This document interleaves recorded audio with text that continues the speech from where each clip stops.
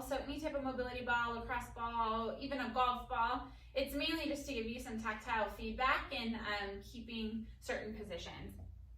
So what you'll start with is you're gonna start on all fours. And then I'm gonna have you shift your weight back. So you're gonna curl your toes under, shift your weight back, walk your hands back so that your back is nice and straight and your chest is up. From this position, you're gonna try to keep your pelvis and lower back still.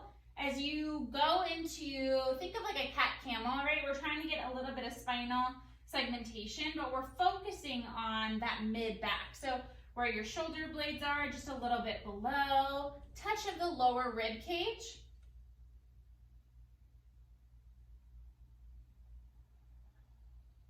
You're gonna do 10 reps here.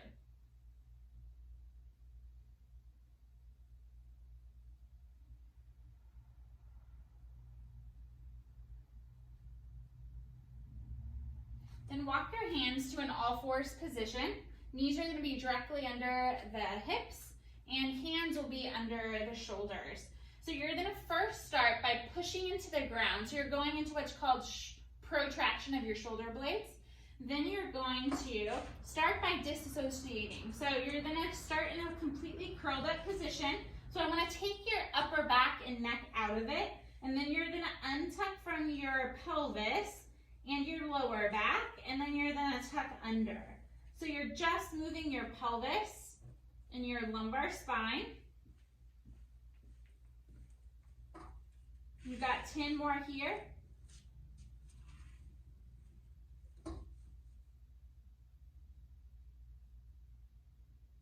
Trying to work on moving with a little bit more control.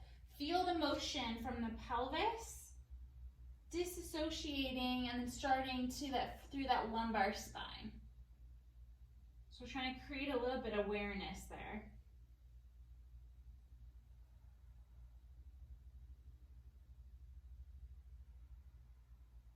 Last one here. Excellent. So grab the ball.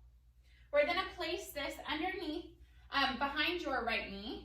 And you're going to maintain that position. So I want you to hold the ball the whole entire time. We're going to go into a hip car. So we're seeing how well that hip can move without moving your lower back or hip hiking. We're trying to make it nice and smooth. So keep that contact. Then you're going to bring your knee to your chest. Then you're going to bring that knee out into abduction. Then you'll start to internally rotate as you reach around and back. And reverse, fully extend the hip. Try to get that knee in line with the hip as you circle around. Come back in and reverse. Knee to chest, knee comes open, internally rotate, extend that hip. Shoulders stay nice and active, extend.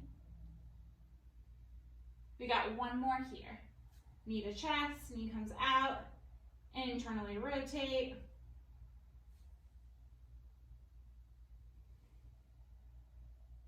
Perfect. And let's do the other side.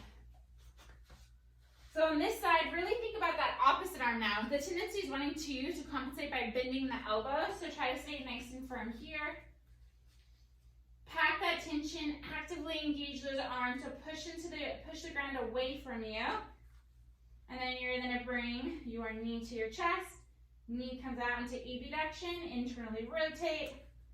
Extend back and around, and reverse. Extend, circling back.